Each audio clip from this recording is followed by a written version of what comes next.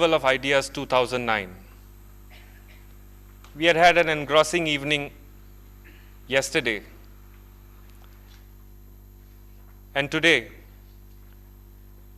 we have a speaker of repute who will engross us for the next 1 hour. The Time magazine lists him as one of the 100 most influential people in the world. He is India's most successful IT entrepreneur and the co-founder of Infosys. He is an author, and his Imagining India has evoked more responses than I think even he would have imagined. And when he blogs that India is a young country in an aging world, he gets responses that I think he has a tough time to follow.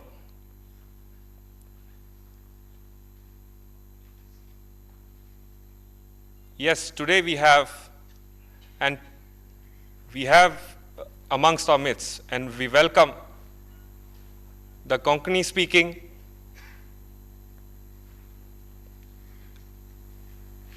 Padma Bhushan Nandan Nilekani, and to welcome him and to introduce him, I would like to call upon the chairman of the Dempo Group of Companies, Srinivas Dempo, to please come up on stage and introduce Padma Bhushan Shri Nandan Nilekani to us.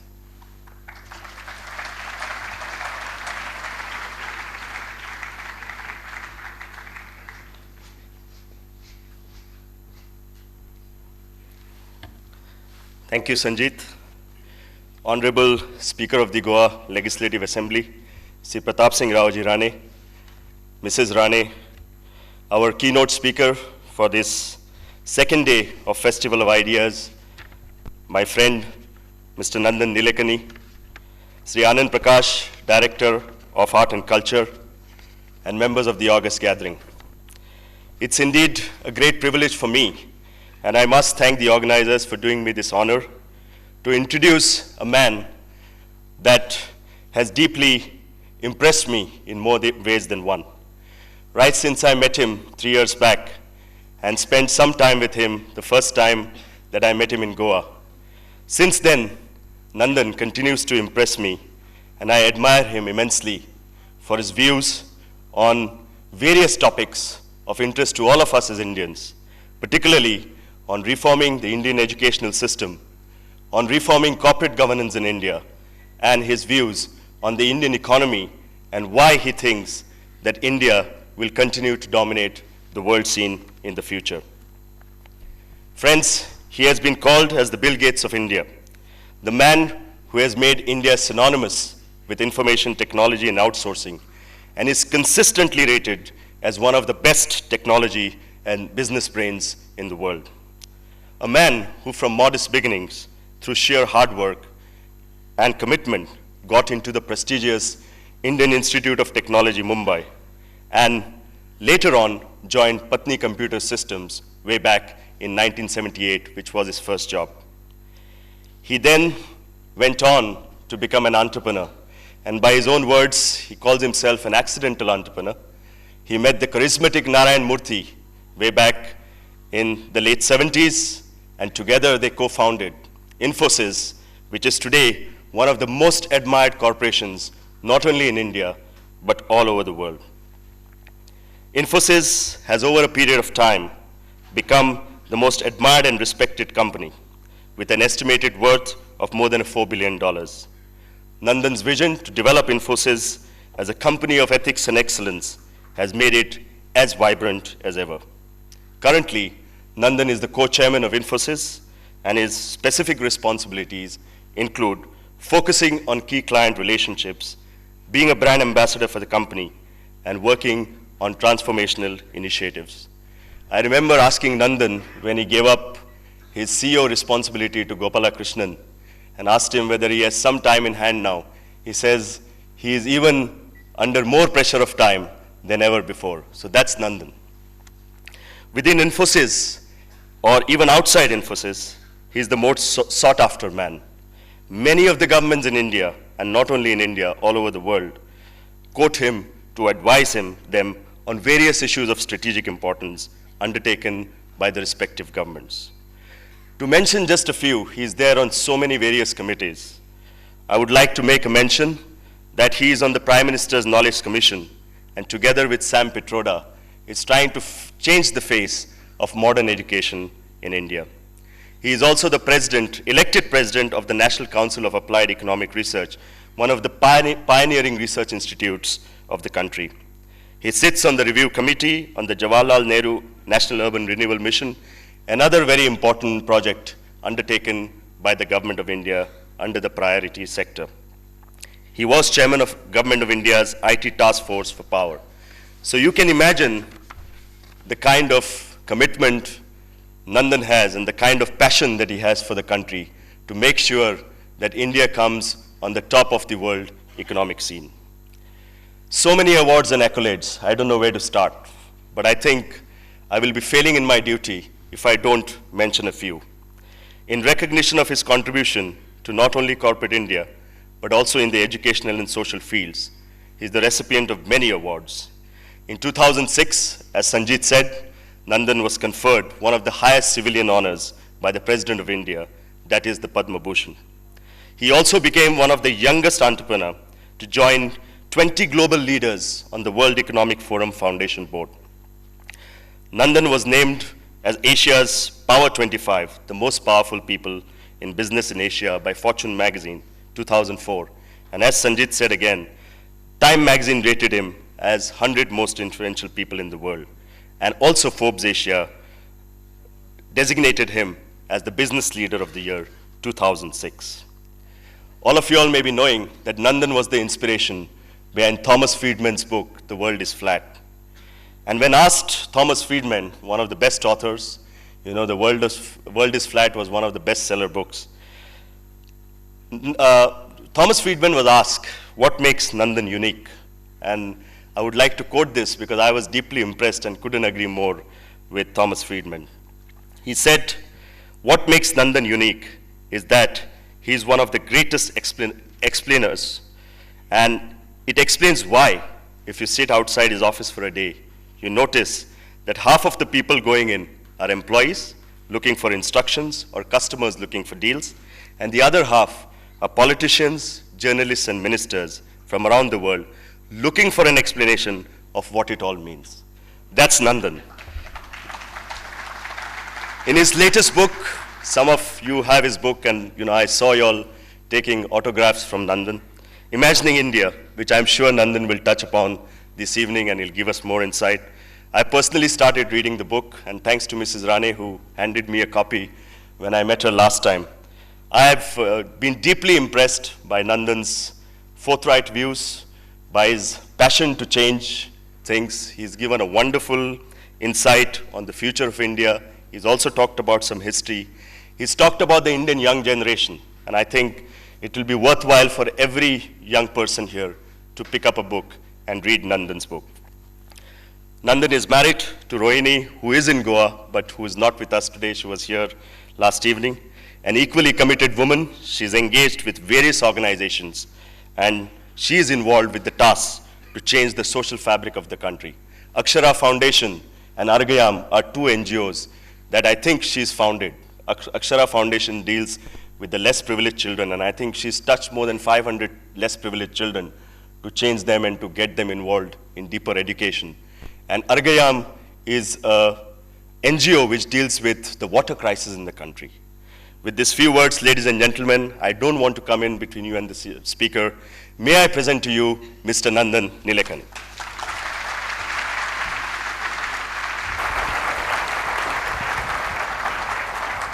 Thanks very much. May I now request Sri Yatindra Maralkal, Joint Secretary Personnel to the Government of Goa, to kindly hand over a bouquet of flowers to our speaker.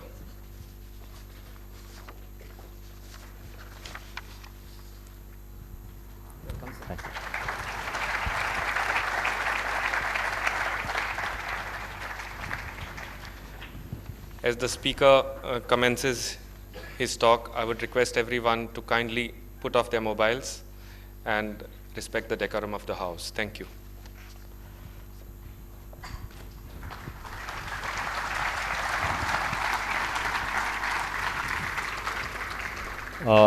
Mr. and Mrs. Rane, Mr. Khalap, my friend Srinivas, Mr. Anand Prakash, distinguished ladies and gentlemen, and my friends. It's a great pleasure and honor to be here at the DD Kosambi Festival of Ideas. I think this is a great institution that you have created in memory of one of Goa's finest sons and intellectuals. And I'm really honored to be here and in the company of other speakers like Ramchandra Guha, Rajdeep Sardesai, and many others. While I'm not a Goan, I'm maybe quasi-Goan because I am a Konkani-speaking person. Our family temple here is Mangeshi, and I come from the neighboring district of North Canara in Karnataka.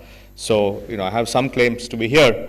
But I thought today I will speak on India and its challenges, because I truly believe that India is at a very important and defining milestone.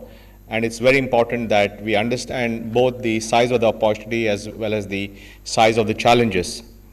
I put all these thoughts into this book because what was happening was that I was going around the world and I would be asked questions by people which I couldn't answer. They would ask me, why is it that you have so many educated people working in the IT industry and all that, at the same time you have such a large number of people who have no education? Why is it that you have such beautiful campuses and such large slums? Why is it that you have so many billionaires and so many poor people? And why is it that you seem to coexist in the 17th century and the 21st century at the same time? And these were questions that I really didn't have answers to, because they were questions that used to perplex me also. And I decided that I should, for myself, go and find out, at least in my opinion, why it is we are the way we are, and possibly what we could do about it. So I took upon this journey. It's not normal for electrical engineers from IIT who have been entrepreneurs to write books on India, but I decided to do it because I felt there was this thing that had to be done. The other reason I did this was I felt that India was at a very critical juncture where it had enormous potential, but it also ran the risk of losing out on the potential, and I wanted to capture that sense of urgency of what was happening in the country. Now, when people write books about India, they write as economists, or they write as historians, or they write as political scientists, or they write as environmentalists. I felt that to really give a comprehensive and holistic view of India, one had to look at it from all these points of view, that one could not limit the point of view to an economist's point of view or a social scientist's point of view, but one really had to bring everything together. Which is why I chose to write this book by interviewing a lot of people. I met about 125 people from around the world, all eminent people in different walks of life. And that helped me to understand some of the dimensions of the challenges and opportunities that we faced. And I've tried to weave those ideas into what I've done. The other thing is that, I decided that to look at India through the prism of ideas. Because, if you write about events in India, you end up getting a history. And if you write about people, you end up getting biographies. But if you write about ideas, then you can actually show the past, the current, and the future, because you can use ideas to describe how ideas have evolved in the Indian psyche. You can use ideas to describe the present, and you can use ideas to anticipate the future. And therefore, I thought using ideas is a good way to look at the past, the current, and the future, and that's what I've done. Now, when I looked at the ideas, and being an engineer, I looked at 18 ideas which made sense. I found that there was a certain pattern to these ideas. There were certain ideas which, because of the change in the Indian mindset, were responsible for India's progress and India's sense of optimism and the fact that we have a much more dynamic vitality about us. And I call these the ideas that have arrived. And to understand how much has changed, 40 years back, India had a growth rate of 3.5%. And that growth rate was known as the Hindu rate of growth. It was sort of said it cannot grow beyond 3.5%. And the population was growing at about 2%. Now, when the economy grows at 3.5% and the population grows at 2%, it takes 45 years for per capita income to double, which means that if the average income in the country is 10,000 rupees per person per year, and you're growing at 3.5% and your population is growing at 2%, it takes 45 years for you to go from 10,000 rupees a year to 20,000 rupees a year. Today, however, we are growing at 8%. Maybe this year we'll grow at 6% because of the economic crisis, but it will come back to whatever it is. Now, if you're growing at 8%, and if your population growth rate has slowed down to 1.5%, which it has, then your per capita income will double every 9 years. In other words, earlier it took 45 years for your per capita income to go from X to 2X. Now it takes only 9 years to go from X to 2X. So there's a dramatic change in the speed at which people's income is going to go up. And this is something which we don't fully realize. That means this acceleration that is happening, this fast forwarding in an era of rapid change is something which we don't fully realize. And often our ability to understand the change, the pace has changed, and the impact it has on our institutions is not adequately grasped, leading to a lot of the problems that we have. And therefore, it's important to understand that there's been a fundamental shift in the speed at which change is happening in India and, of course, in the world. So these ideas that have arrived, and I have 6 ideas, are, I believe, responsible for this acceleration of change which is happening. Now, having got this acceleration, there are many ideas where we have all agreement. In other words, all of us agree about these ideas, but they were simply not got around to implementing them. And I call these the ideas that have to be executed, or ideas that have to be implemented. There's no fight about these ideas, and therefore it's just a question of implementation, getting on the ground and making it done. And I've got 4 ideas which are really ideas that have to be implemented. And then I believe there are some ideas that we argue about very greatly in this country. We argue about them in our politics, we are in our ideology, they're very, very divisive, they cause huge amount of emotion and stress in our society, and those ideas are responsible for what I believe is a stalemate on some very important things that need to move. And I call these the ideas that we argue about, or the contestable ideas. And I have 3 of them in that part. And then I believe that if we are really able to build on the ideas that we have that have arrived, implement the ideas that we need to implement, settle the arguments on the ideas that we argue about, then we actually have the formula for many, many years, if not decades, of steady growth, of elimination of poverty, of stabilization of population. But then once you start reaching that growth, then you come out with a new set of challenges. These are the challenges that the rich nations have gone through for the last 200 years. And on many of those challenges, they have not really been able to be successful because they have made certain mistakes because they did not know what are the consequences of decisions they took 50 years back, 100 years back, 30 years back. We have the advantage that when we start on a journey of development, when we start getting into the status of a fully developed nation, we can look in the rear view mirror and see the problems and challenges that the rich nations faced. And therefore, we have an opportunity to look at these ideas and implement them or think of them differently, which is why I call these set of ideas we need to anticipate. In other words, we must think about how we can do them differently so that we don't fall into the same pitfalls that the developed countries have fallen into. And therefore, I call these ideas we need to anticipate. And I believe if you do all these things, it's really an opportunity for India in the 21st century to really put itself in a very different league. Now, what are these, to go back, so what are these ideas that have arrived? Or what are these ideas that have led to India's economic growth and its pace of change going up from changing income once in doubling every 45 years to doubling 9 years? I believe it starts with our view of our population.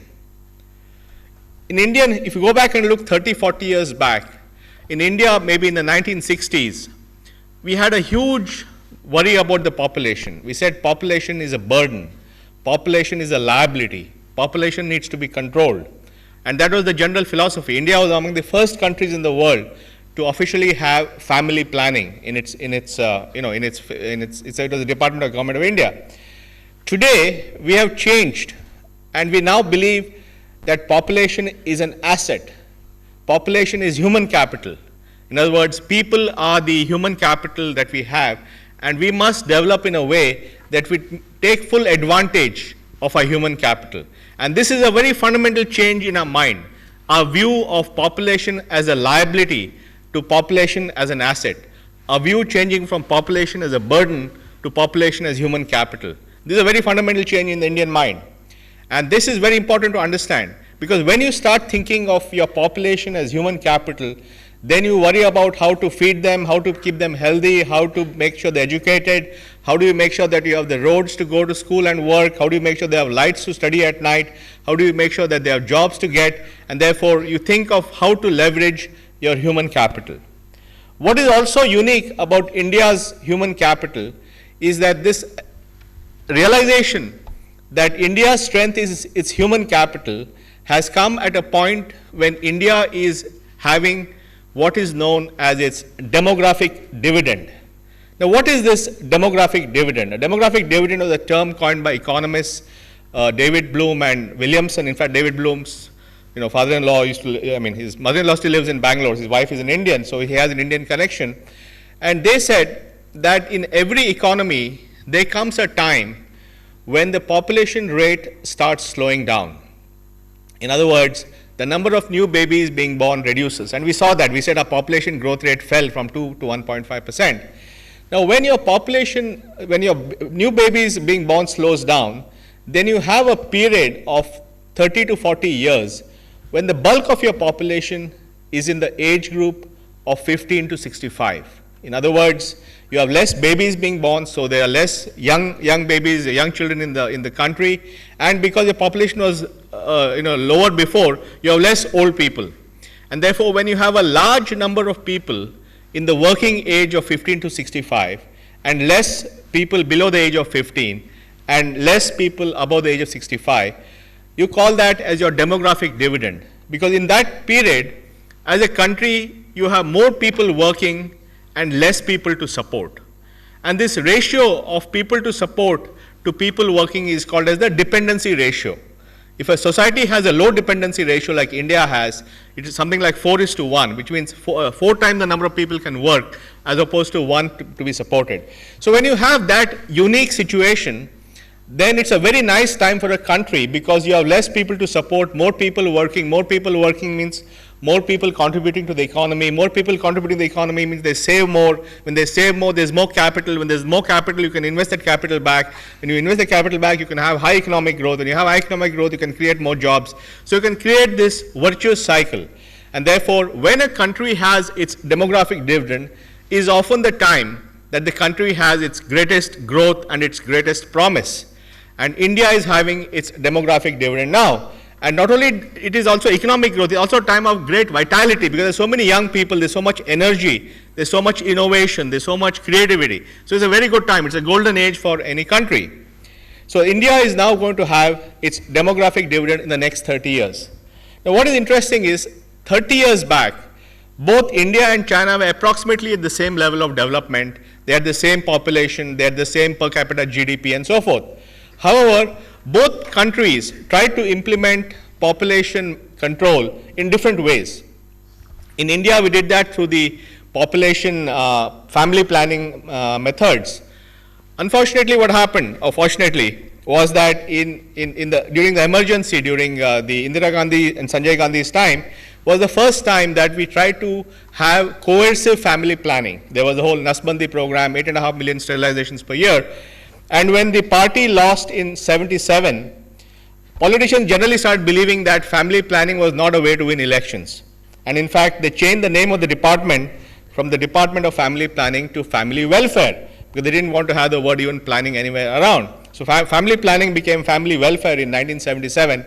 And after that, there has been no desire to have any kind of coercive methods of population control.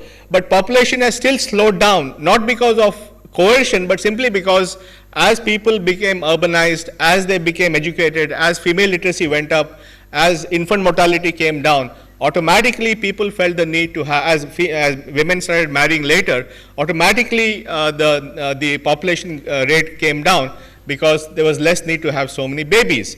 And therefore, our slowdown was gradual and because of social changes. In China, however, they implemented something called the one-child policy, which said that a couple could have only one child. And because they were able to implement that very effectively, because in China you can't implement policies very effectively, they were able to get a very quick demographic dividend because the population started growing down very rapidly. And therefore, for the last 30 years, or up to 2015, China is going to enjoyed a demographic dividend. And some of the economic growth that you see in China for the last 30 years is because they had a demographic dividend which came earlier because they implemented a one-child policy. But their demographic dividend is going to end by 2015. And after 2015, they're going to start aging. So because of the difference, because our population growth slowed down much slower than China, China has enjoyed its demographic dividend for the last 30 years. And India is going to enjoy its demographic dividend for the next 30 years, which is very important to understand. It's a strategic issue that our demographic dividend is in front of us. China's is almost behind them. Now, 30 years back, India and China were the only two countries which had the potential of a demographic dividend. Now, India is the only country left in the world which can have a demographic dividend.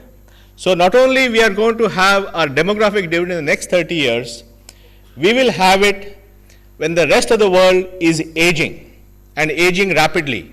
For example, in Japan, the population reduced last year by 55,000 people because it's an aging population. The same challenge in Western Europe. China is going to have 400 million old people by 2025. So everywhere in the world, people are aging.